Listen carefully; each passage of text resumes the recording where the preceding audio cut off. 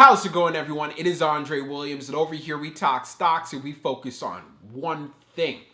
Always protect your profits. And today we're going to be talking about Senseonics. Of course, there's been a lot of good news that has been coming from the stock. We're all waiting for the FDA approval, but I won't waste any more time. Let's just jump into the agenda. If you're new to this channel, I just want to let you know we have timestamps down below inside the description. But if you are a shareholder or you're thinking about taking a position, I highly suggest you watch this full entire video. So the first thing we're going to be going over is the technical analysis, taking a look at the overall price action. We want to know support and we also want to know resistance. This is very essential, especially if you're thinking about taking a position.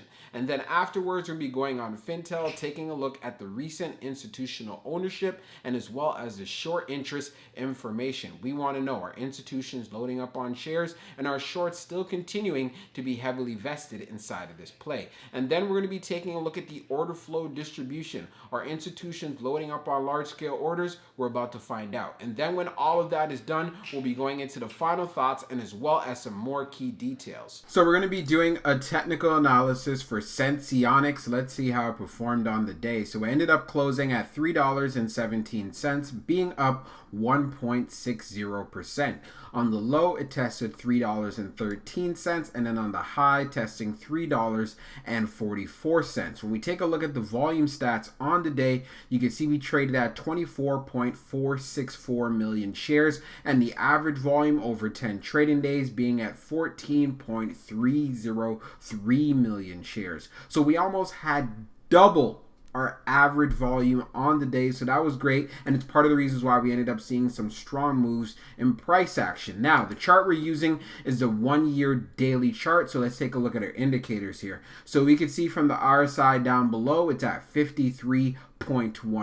So yes, we are curling up, going into the overbought territory. When we take a look at our indicators on the chart, we have strength above the 200-day, the 100-day, and as well as the 21-day EMA at $3.11. When I got into this play, I was telling you guys I got my cost average around $2.20. So we've been seeing quite the run up. Many of us have been covering this and going over it on the channel. And what I want to bring to your attention is this $3 area of support is holding up very well. We ended up testing $3.13, which is just a little bit above the 21-day EMA, and we were able to show some strength on it. Going into tomorrow, knowing that Friday could be even more volatile and there could be some sell-offs, I'm looking forward for us to test the $3 range, but of course I want to see some continued strength here. But one thing we have to keep in mind, we have a resistance level here at $3.44. If we're able to pass that going into tomorrow with momentum, then of course I'm going to be looking for a strong move to where we can start testing around 352, and of course I'd want to see some more moves to the upside, getting here to 361, and I feel this is where we're going to end up having a little bit more selling pressure here with people who are going to be taking profits. So with that said, continue to keep an eye on this play. If you're inside Senseonics as well, there's a lot to look forward to. So at least you know for now, that's what things are looking like. So if we go into tomorrow and if we can just get above 350, hey, I wouldn't be mad at that either. But I just want to make sure we have a game plan, you have a strategy, especially if you're trying to trade off of the fluctuations. So we're going to take a look at the recent institutional ownership and as well as the short interest information for Senseonics. So as we scroll down on the page, green rows indicate new positions, while red rows indicate closed positions.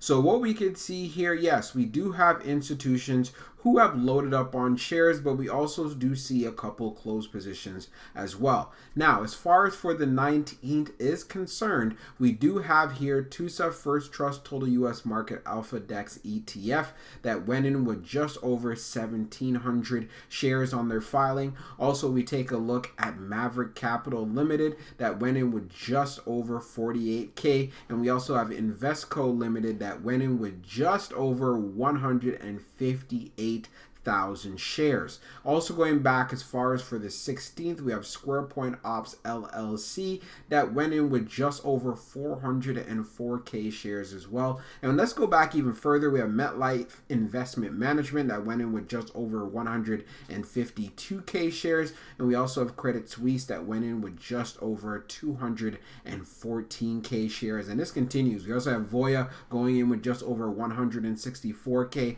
and then we have Nuveen Asset Management that went in with just over 2 million. So there definitely is some institutional activity here for Senseonics, and it's looking really good. Now, when we take a look at the short interest information, scrolling down on the page, the short shares availability is at 1.1 million, updated 19 minutes ago, and for the short borrow free rate, it is at 2.39%. Now, when we take a look at the history of the short volume ratio, we can see here for the close of the 16th, it was at 52.26. On the close for the 17th, it was 46.91. And for the close yesterday, which was the 18th, being at 25.73. So this is great to see that the short volume ratio has been decreasing for Senseonics. But do keep in mind, it still continues to have short squeeze potential, because usually when the short volume ratio is above 21% or higher, that means if we end up having a catalyst or a lot of volume come through the stock, then we could see some very crazy moves in overall price action. So it'll be very interesting to see what the numbers will be later on in the evening. But this is definitely great to see, because as far as for the overall market sentiment for Senseonics, it's a lot more positive. Now let's take a look at the order flow distribution for Senseonics. So as we take a look, the inflow is at 15.49 and the outflow being at 17.25. When we see what's going on the large, it's 0.23, and as well as on the medium, it's at 10.68, and then on the small, it's at 4.58.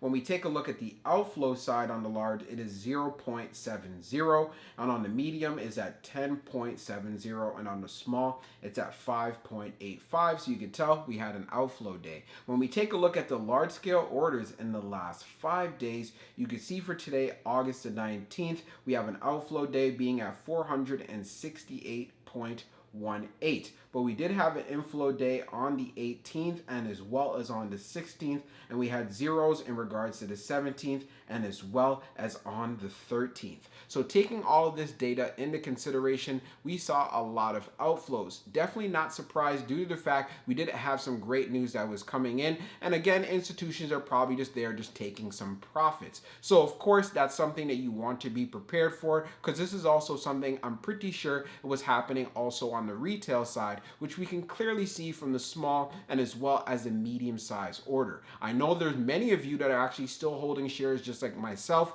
because when I've got into Senseonics, it was around $2.20 and waiting for, you know what, we'll get into that to the final thoughts. Let's do it right now. So for my final thoughts for Senseonics, it was great getting the news that we got today. So it ended up getting a price target of $6 from H.C. Wainwright. So this is the upside we're looking for 1 year from now. So that was definitely bullish since we saw the price action. But of course, it ended up losing a lot of those gains. But it's also great to know that is going to be on record, and it's going to help giving more investors confidence in regards to actually buying up Senseonics stock. So be positive about that. We do know we're waiting on that FDA approval for the 180-day device, which is currently being used in Europe. So that's just one thing to take into consideration. And also there are other devices as far as for the 90-day, that's also already approved already. So I'm definitely positive in regards to the FDA approval, but hey, we're gonna have to wait and see on that. But when we went on Fintel, we see institutions